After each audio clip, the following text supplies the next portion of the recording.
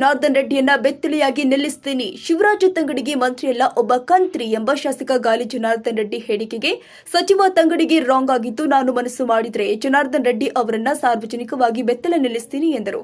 ಕಾಂಗ್ರೆಸ್ ಅಭ್ಯರ್ಥಿ ಕೆ ರಾಜಶೇಖರ್ ಹಿಟ್ನಾಳ್ ಪರ ಕುಕನೂರು ತಾಲೂಕಿನ ಇಟಗಿ ಗ್ರಾಮದಲ್ಲಿ ಪ್ರಚಾರ ಕಾರ್ಯಕ್ರಮದಲ್ಲಿ ಸಚಿವ ತಂಗಡಿಗೆ ಗಂಗಾವತಿ ಶಾಸಕ ಗಾಲಿ ಜನಾರ್ದನ್ ರೆಡ್ಡಿ ವಿರುದ್ಧ ಗುಡುಗಿದ್ದಾರೆ.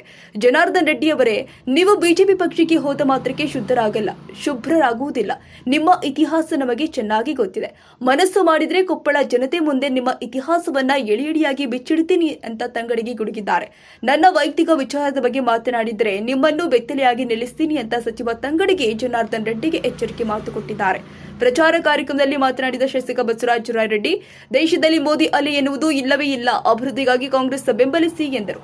ಇಂದಿನ ಕಾಂಗ್ರೆಸ್ ಚುನಾವಣೆ ಪ್ರಚಾರ ಕಾರ್ಯಕ್ರಮದಲ್ಲಿ ಸಂಸದ ಕರಡಿ ಸಂಗಣ್ಣ, ಸಿಂಧನೂರು ಶಾಸಕ ಹಂಪನಗೌಡ ಬಾದರ್ಲಿ, ಅಭ್ಯರ್ಥಿ ಕೆ ರಾಜಶೇಖರ್ ಹಿಟ್ನಾಳ್, ಬ್ಲಾಕ್ ಕಾಂಗ್ರೆಸ್ ಅಧ್ಯಕ್ಷರು, ಮುಖಂಡರು ಉಪಸ್ಥಿತರಿದ್ದರು. ಒಬ್ಬ ಮಂತ್ರಿನೋ ಕಂತ್ರಿನೋ ಅಂತ ಜನಾರ್ದನ್ ರೆಡ್ಡಿ ಅವರೇ, ನಾವು ನಿಮ್ಮನ್ನೆಲ್ಲವೂ ನೋಡಿದ್ದೀವಿ, ನಿಮ್ಮ ಇತಿಹಾಸ ಎಲ್ಲ ಗೊತ್ತಿದೆ.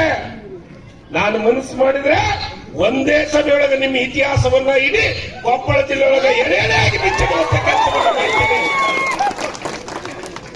ಸುಮ್ಮಿರಕ್ ನಮಗೂ ಬರ್ತೈತ್ರಿ. ನನ್ನ ವೈಯಕ್ತಿಕ ಬದುಕಿನ ವಿಚಾರವನ್ನು ಮಾತಾಡಿದ್ರೆ ನಿಮ್ಮನ್ನು ಎಲ್ಲಿ ಬೇಕಲ್ಲಿ ಬೆತ್ತಲೆ ನಿಂದಿರ್ಸ್ತೀವಿ. ಆ ತಾಕತ್ತು ಇದೆ ಕಾಂಗ್ರೆಸ್ಗೆ, ಆ ತಾಕತ್ತು ನಮ್ಮ ನಾಯಕರು ನನಗೆ ಹೇಳ್ಕೊಟ್ಟಿದ್ದಾರೆ. ನಿಮ್ಮ ವಿಚಾರ ಸುಳ್ಳು ಹೇಳಕ್ ನನಗೆ ಬರಂಗಿಲ್ಲ. ನಾನು ಸತ್ಯ ಹೇಳಿದ್ದೀನಿ. 15 ಲಕ್ಷ ಕೊಟ್ಟಿದ್ದೀರಾ ಏನ್ರಿ? ಯಾರು ಕಪಾಳ ಕೊಡಿತಾರೆ ಜನ ಗೊತ್ತಾಗತ್ತೆ. 2 ಕೋಟಿ ಉದ್ಯೋಗ ಕೊಡ್ತೀನಿ ಅಂದಿದ್ರು, ಕೊಟ್ಟಿದ್ದೀರಾ? ಒಂದು ವಾಷಿಂಗ್ ಮಷಿನ್ ಇಟ್ಟಾರ ಪಾರ್ಟಿ ಆಫೀಸ್ನಾಗ.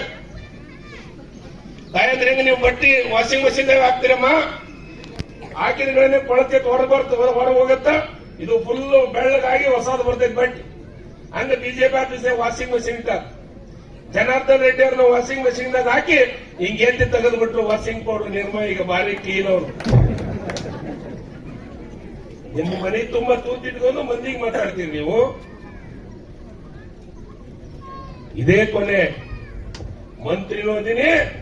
ಮಾತು ಬಂದ್ರೆ ನಿಮ್ಮನ್ನ ಏನೇನು ಮಾಡಿದ್ದೀನಿ ಅನ್ನೋದನ್ನು ಎಲ್ಲದನ್ನು ಹೇಳಕ್ಕೆ ನಾನು ಸಿದ್ಧನಿದ್ದೀನಿ. ಇವತ್ತ ನಡೀತಾ ಇರೋದು ಸತ್ಯ ಮತ್ತು ಸುಳ್ಳಿನ ಮಧ್ಯೆ ಚುನಾವಣೆ ಅನ್ನೋ ಮಾತನ್ನ ಇಲ್ಲಿ ಹೇಳಕ್ ಬಂದಿದ್ದೀನಿ. ನಾವು ಇದೇ 1 ವರ್ಷದಿಂದ